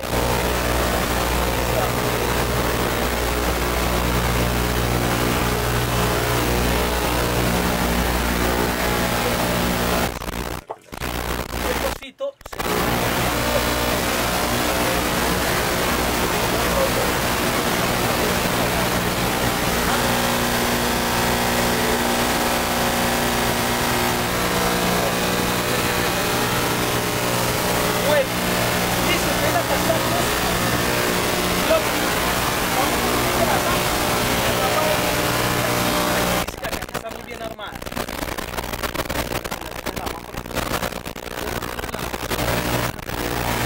Esto que se llama niple o miple. Lo pueden conseguir, es de cobre, bueno. Usted va y pregunta en la ferretería y lo consigue. Debe pasar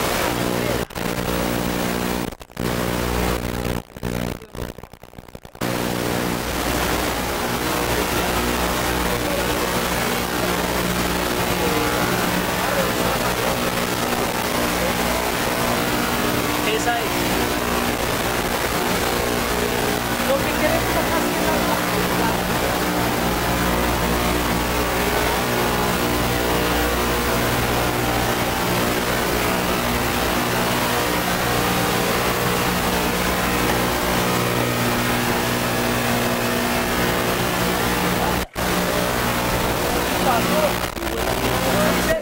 Uno dice, bueno, pues, pero no, ¿qué pasó? Así sin tapa. Pasó en el municipio de Cumbital, Ararima, alguien fue a hacer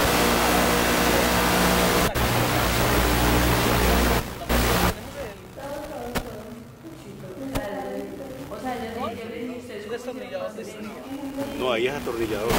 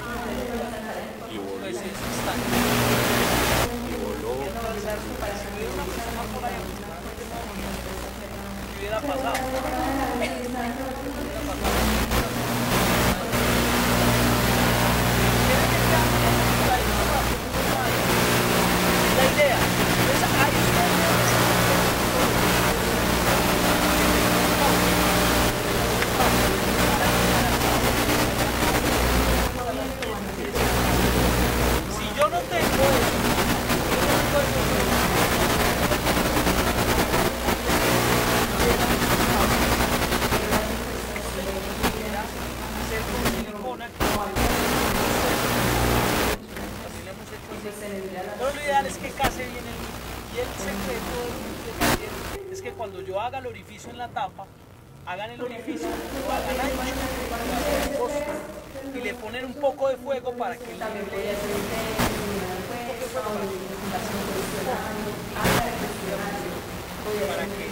ajustado, y se le pone el impacto. ¿Listo? Listo.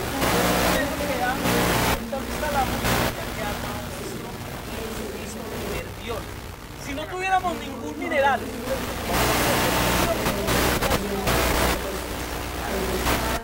esto es una urea. No. Bueno.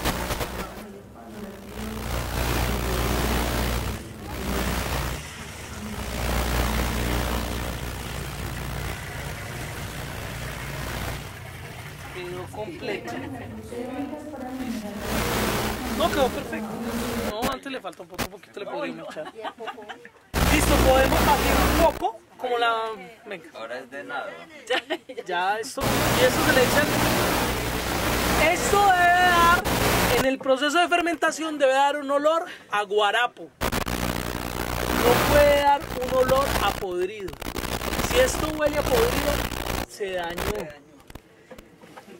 Mañana le ponemos, o mañana o esta semana, que ya consigamos el resto de estiércol, le ponemos el resto de estiércol, y el jueves que llegan las sales le ponemos la primera a este. El próximo martes, que ya están todas las canecas, va a estar el estiércol, que esa es una labor logística que tenemos que conseguir el estiércol. Ya preparamos el resto con ustedes también, para que nos queden montados los 9 tachitos de los violes aquí, los 9 violes. ¿Cómo se aplica? Gracias, mamá. Se aplica al 5%, es decir, 1 litro por gota para Foliar. se aplica foliar. Si yo le aplico para frutales,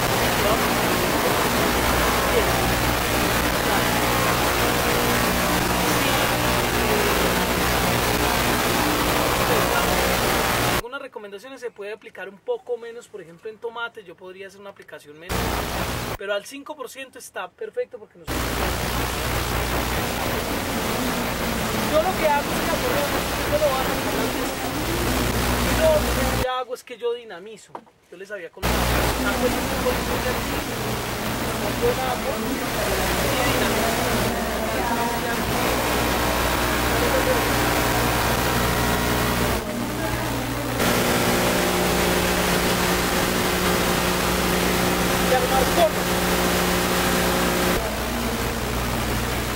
Venga, miren aquí, por favor.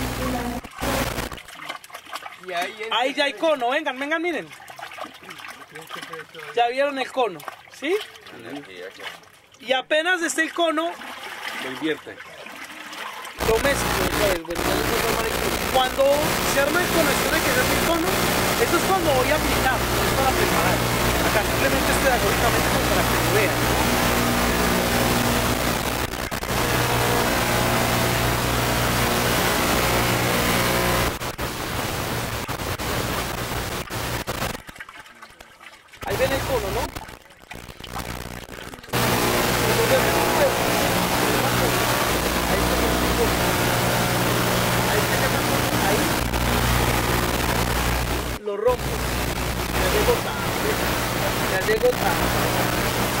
Entonces, cuando arman cono, eso es para aplicar. En el momento de la aplicación, yo saco los litros y todas las mezclas.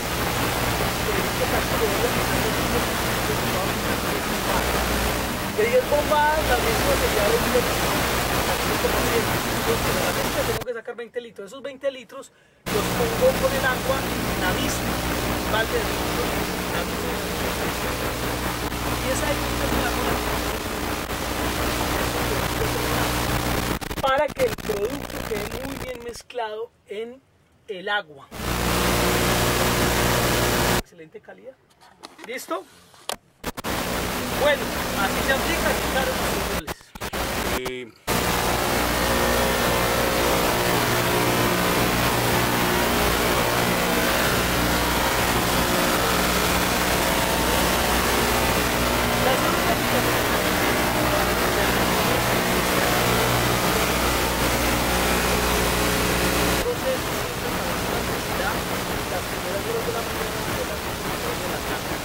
Todos los productos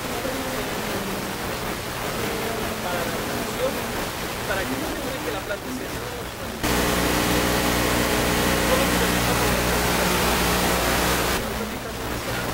hacia las 10 de la mañana.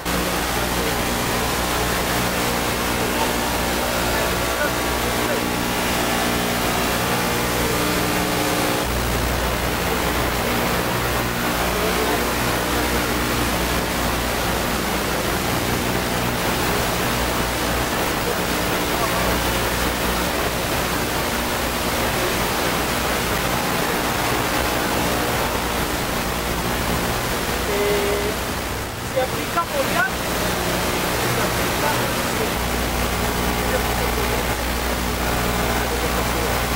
no, pero ideal es 11 a 2 de la tarde, ideales que sea mañana, de caso hasta las 10 de la mañana. Hay unos productos que sí o sí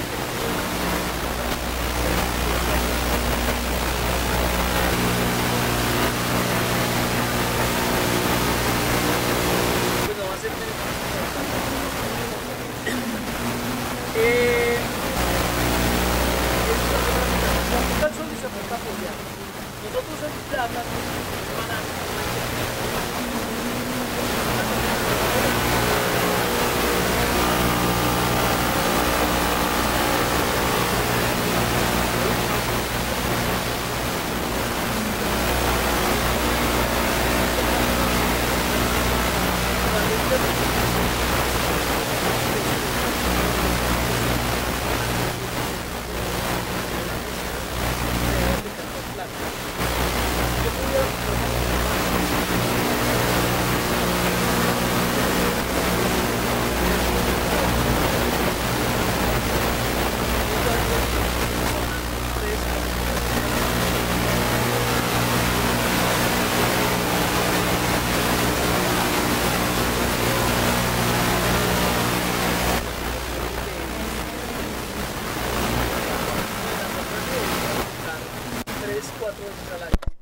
¿sí? De 200 a 300 centímetros por planta en esa aplicación. ¿Cómo sabe uno cuando son 200 o 300 centímetros por planta? Cuando uno no tiene boquilla y va a aplicar directo al suelo, un pistolazo nomás de la bomba son 50 centímetros. Ya está medido, así que 5 pistolazos y sale por planta, ¿sí? Como una técnica pues ya en el momento de la aplicación. Listo el producto. Es excelente. Eso es sino que ustedes pongan un brócoli. Nosotros ya hemos hecho el ejercicio de experimentos. Usted pone un brócoli y a una línea no le pone. Y pone 4 líneas con Super 4. Y esa línea que no le pone, le ven la diferencia en el desarrollo. Pero es impresionante. Para que pongan ya estos violes cuando los vayan a aplicar y hagan siempre, ojalá, testigos. Pongan el testigo, porque eso le cree el agricultor. Usted deja un testigo y va a un vecino y... Uy, no, eso es tremendo. Pero no deja usted testigo, eso no se ve. Lo mismo. Entonces es muy importante que en sus experiencias, si no sea para investigación, dejen un testigo sin aplicar los productos que estamos aprendiendo, porque ese testigo nos va a servir de referente para que otros vean. ¿Listo? Bueno, vamos a empezar a conseguir los materiales del bocachi porque no están. Realmente solo tenemos la hojarasca, hay que traer el estiércol, hay que traer... Este es el mantillo. Hay que traer la hojarasca, hay que traer el estiércol, hay que traer la tierra, hay que traer la levadura, hay que traer el carbón, hay que traer la melaza. Melaza ya tenemos, mogolla ya tenemos. Entonces nos queda pendiente el bocachi, también en 8 días. En 8 días nos vamos a ver aquí si no llueve. Yo quiero que no llueva. Yo quiero que haga un día así con más sol. Y necesitaríamos un día, muy buen clima para que pudiéramos sembrar, porque la idea es que terminemos de armar, con algunos nos quedamos armando, o con todos armamos el bocachi, con algunos nos quedamos armando los violes porque ya saben el principio, y con otros nos vamos a hacer curvas de nivel y otros tienen que irse a sembrar al lotecito que tenemos. Entonces en 8 días ya estamos reproduciendo algunas plántulas, Guillermo va a traer otras, yo voy a traer otras, la profe Rocío va a traer otras, todo el que tenga material para compartir, traigan. ¿Sí? Traigamos material para compartir. Si tenemos por ahí una maracúa, pues ¿por qué no la vamos a traer? Yo les traigo un hijito de maracúa, para que vean qué es la maracúa. ¿Alguien conoce la maracúa? Algunos sí, otros no. Yo creo que Gerardo tiene acá maracúa. Gerardo, ¿tenés maracúa? Pero usted tenía. No, maracúa. ¿Ya lo hizo? Maracúa, el que tenga materiales, lo que tengamos, pues Gerardo tiene que varias cosas que lo vamos a poner en la unidad, pero lo que tengamos para compartir, traigamos para compartir. Semillas de frijol, pues vamos a sembrar, obviamente, ¿cierto? Lo que tenga... Lo que Gerardo no da natura no presta. Él me lo regaló, ya la tengo así. Lo dejamos fermentar para aplicación 15 días. A los 15 días está listo nuestro producto.